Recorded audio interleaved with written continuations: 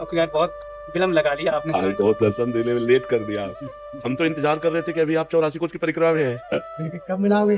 मैं आ रहा हूँ। आपका कौन आता रहता कमाल जी। ये आपका वात्सल्य है कि आप कृपा करके दर्शन देने आते हैं।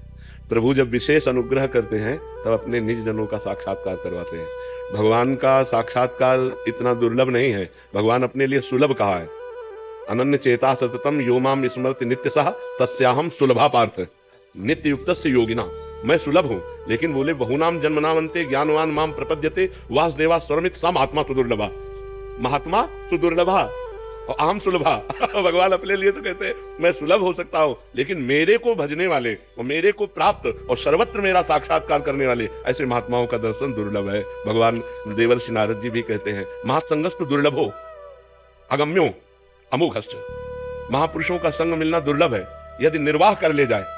संत संग निर्वाह करना बड़ा कठिन होता है, अगर संत संग निर्वाह कर ले जाए तो अमोघश्च, निश्चित भगवत प्राप्ति हो जाएगी, निश्चित वो भगवदानंद को प्राप्त हो जाएगा। अनुग्रह का मूर्तिमान स्वरूप भगवान का क्या है? जैसे सच्चिदानंद का मूर्तिमान स्वरूप भगवान है, तो भगवान के अनुग्रह, भगवान की कृपा का मूर्तिमान स्वरूप क्या है? संत जन। भगवान की कृपा का अगर मूर्ति रूप देखना है तो संत जन है, कृपा मूर्ति है।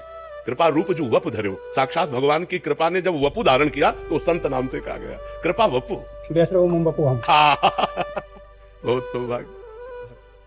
थोड़ा माजी राम नाम की थोड़ा मैं वैसे तो सुनते सुनते। अरे हम राम नाम की महिमा कहाँ कहे, कहूँ कहाँ लगी नाम बड़ाई, राम न सकत नाम गुण गाय। पहली महिमा तो ये है कि हम जीव क्या भगवान की नाम की महिमा का वर्णन कर सकते हैं, स्वयं नामी भगवान भी अपने नाम की महिमा का वर्णन करने में पूर्ण असमर्थ है, पूर्ण महिमा करने में असमर्थ है। गोस्वामी तुलसीदास जी ने कहा एक पद में कि राम राम राम जी जोलो तू न जपी है, तोलो तू कहूँ जाए तिहु ताप तपी है। सुरसर तीर बिन नीर दुख पाई है, सुर तरु तरे तो ही दारिद सताई है। गोस्वामी जी कह रहे यदि ये जिभ्या तू राम राम राम राम राम नहीं रटेगी तो तू कहीं भग करके जाए, कहीं त्रिभुवन में भाग करके हो आए, तुझे शांति नहीं मिलने वाली, तुझे विश्राम नहीं मिलने वाला, तुझे परमानंद नहीं मिलने। गंगा के समीप मरेगा अगर भगवान से विमुख है तू, पर गंगा जल तेरे मुख में नहीं जाएगा, तेरा मंगल नहीं हो पाएगा। कल्पतरु के नीचे रहेगा लेकिन तेरे को दारिद्र सताएगा यदि राम राम मुख से नहीं बोलेगा। अगर राम नाम मुख में नहीं तो गंगा के तीर भी तू विमुख होकर मरेगा। कल्पतरु के नीचे भी तू दरिद्र ही रहेगा यदि तेरी जिह्वा पे राम नाम। जागत बागत सपने न सुख सोई है, जुग जुग जन्म जन्म जग रोई है। तू चाहे जागृत हो, चाहे स्वप्न में हो, चाहे सुसुप्ति में हो, तू अशांत ही रहेगा। जन्म जन्म जुग जुग तुझे रोना ही पड़ेगा। छूटवे के जतन विशेष बांधे जाएगो, वह है विष भोजन जो सुधा सान खाएगो। छूटने का प्रयास करेगा तो विशेष बांधा जाएगा यदि राम नाम नहीं है। किस और साधनों का बल शून्य बल है और भगवान के नाम का बल अंक बल है। जैसे अंक विराजमान होने पर शून्य 10 गुना लाभ देता है, ऐसे राम नाम मुख में चल रहा है और साधन बन रहे हैं, वो 10 गुना लाभ देंगे। यदि राम नाम नहीं है, अंक नहीं है, तो शून्य शून्य ही है। भगवान ने स्वयं कहा व्रतांस यज्ञ छंदांस तीर्था नियमा यमा, इनके द्वारा में वसीभूत नहीं होता। बड़े बड़े व्रत, बड़े बड़े नियम, बड़े बड़े तीर्थ, बड़े बड़े यम, इनके द्वारा नहीं होता। यदि साधु समाज मिल जाए, भगवान ने कहा वो साधु समाज सब संगों का त्याग करवा के भगवान के नाम में प्रीति करवा देती।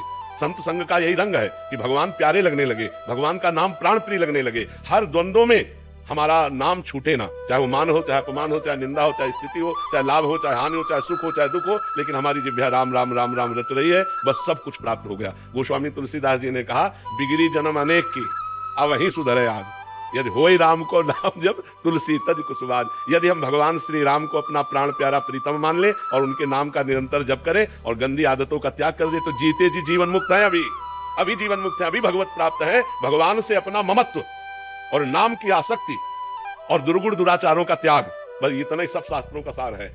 इतने सब शास्त्रों का सार है कि दुर्गुण दुराचार का त्याग नहीं हो पाता। कहीं ना कहीं भगवान नाम आश्रय तो लिए हैं, पर दुर्गुण दुराचार का जो त्याग नहीं हो पाता, इसीलिए भगवदानंद की अनुभूति नहीं हो पाती। नहीं तो हर समय तृप्त और आनंद का अनुभव हो, एक तृप्ति संसार की तरफ से तृप्ति और भगवदानंद का अनुभव हो केवल भगवद आश्रय पड़े रहने से। और कहीं नाम जप कर रहा है फिर तो क्या कहना, भगवद आश्रय पड़ा है वो भगवान के संबंध में कि मैं प्रभु का हूं, इतने से ही बात बन जाएगी। गोस्वामी जी ने साधन बाद में बताया है, साध्य पहले बताया है। बिगड़ी जन्म अनेक की सुधरे अब ही आज, हो राम को मैं प्रभु का हूं।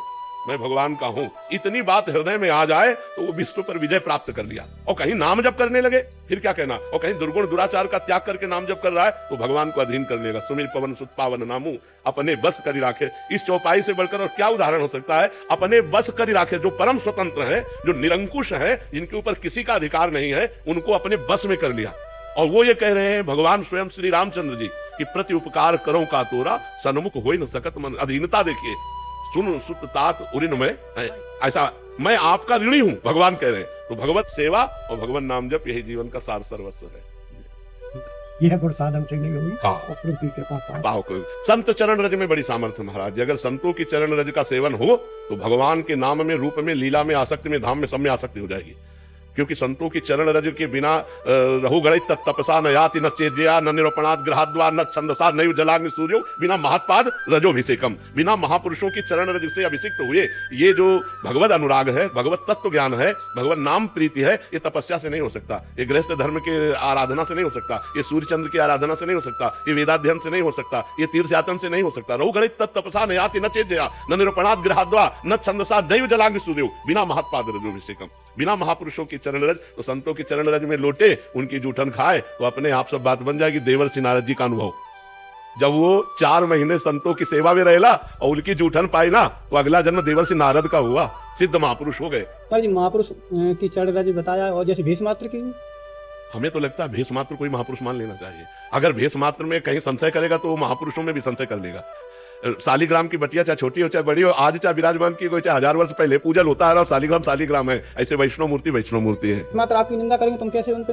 अगर वो निंदा कर रहे हैं तो हमको देखना चाहिए कि क्या निंदा वाले दोष हमें हैं। अगर नहीं है तो भगवान हमारी परीक्षा ले रहे हैं, हमको सहन करना चाहिए। हमको ये देखना चाहिए, जैसे कोई निंदा कर रहा है तो हमको पहले जांचना चाहिए कि भगवान इनके रूप में आकर के हमारे अवगुणों का, हाँ कहीं हमारे अंदर वो दोष तो नहीं है। अगर दोष है तब तो सच्ची बात कह रहे हैं, प्रणाम योग्य बात है। अगर दोष नहीं है तो फिर हमारी सहनशीलता देख रहे हैं, हमको सहन करना चाहिए। और जो दूसरों की निंदा स्तुति आदि में लगे हुए हैं वो वास्तविक अपने सतमार्ग से भटक गए हैं। सुनो तात मायाकृत गुण और दोष अनेक, गुण या उभय न देखी, और देखी सो अविवेक। हे तात, ये मायाकृत गुण दोष बहुत है, इनका वर्णन करने के लिए हमारे पास समय नहीं। हमें भगवान के गुणानुवाद, भगवान की नाम महिमा, रूप महिमा, लीला महिमा, धाम महिमा। अच्छा, भगवान जिसको जैसे चला रहे हैं वो उतना ही चल पाएगा। प्रभु आज्ञा जहिका जस आही सो ते भांति रहे सुखलाई। अब जैसे वो उन्होंने भगवान की कृपा को ठुकरा दिया और मनमानी आचरण किए, तो अब फिर राग द्वेष में ही रहेगी वृत्ति। राग द्वेष से ऊपर तो नहीं उठ सकती। और अगर राग द्वेष से ऊपर वृत्ति उठानी है तो भगवान की आज्ञा का पालन करो। अगर भगवान की आज्ञा का पालन करोगे तो भगवान की कृपा तुम्हें संभाल देगी। और अगर भगवान की आज्ञा को अवहेलना करोगे तो ये माया त्रिगुणमयी तुम्हें राग द्वेष में फंसा लेगी, चाहे संत वेश में हो चाहे जिस रूप में हो। हाँ, वास्तविक तो बात यह है कि हम निंदा करने वाले में भी भगवान का रूप देखकर प्रणाम करें। जो क्रूरता और पाप के आचरण करने वाले हैं उनमें भी साक्षात हम अपने प्रभु को देखें, क्योंकि गोस्वामी जी ने ऐसा देखा, श्री राम में सब जग जाने। हाँ, तो जो निंदा कर रहे हैं वो भी मेरे भगवान है, हमको उनमें भी भगवत बुद्धि रख ले। हाँ, अच्छा, गुण और दोष इन्हीं की चर्चा होती है स्तुति और प्रशंसा में। और संत गुण और दोष दोनों से परे होते हैं। अब संत की कैसे कोई महिमा जान सके?